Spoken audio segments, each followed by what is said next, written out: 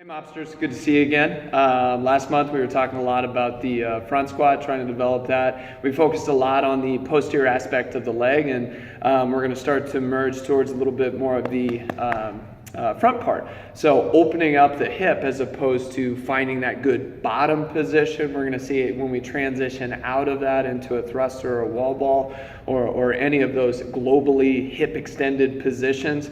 We want to make sure we have plenty of length through the front part of the quad, through the front part of the hip, so we're not borrowing and stealing from the low back, causing compression and vulnerability to a myriad of different issues. So we're going to talk about how to set up the quad stretch or the couch stretch. I've seen a lot of people do this and really struggle with it. They get into a deep position and they're like, okay, I'm not really feeling anything. Well, what they're missing is the opportunity to bias the tissue early on. And there's a particular way to do that that needs to be done, or else you're going to waste your time. And stretching sucks, so it might as well be worth it. We want to make sure your time is well spent.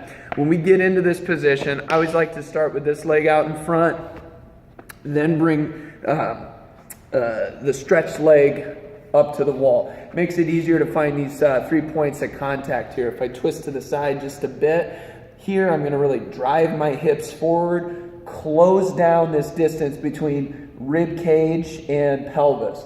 So I don't want to be hyperextended with my heel to my butt. I'm actually going to kind of drive my hip forward as I do this. From here, I'm going to start breathing, just trying to get in a good position. Then I'm going to get an elbow up here.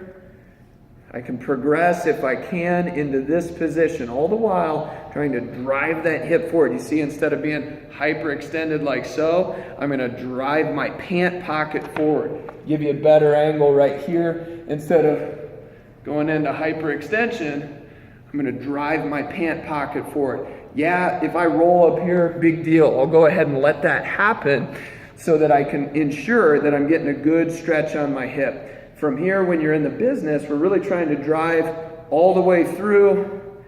Then as I get better, I can start to get upright and I can start to work my way back into this position. Many of you will have to start right here, okay, and really work through this tissue, and over time, and by time I mean not 3 or 4 minutes, I mean 3 or 4 weeks, work your way up into this if you're doing it on a daily basis or as a part of your prep and recover. So opening up the hip is so important when we're doing any, hip extension based movements. Instead of hyperextending through the low back, I can drive open all the way through the hips, which will really protect my body, but it's really how our body works as far as efficiency. Hopefully that helps.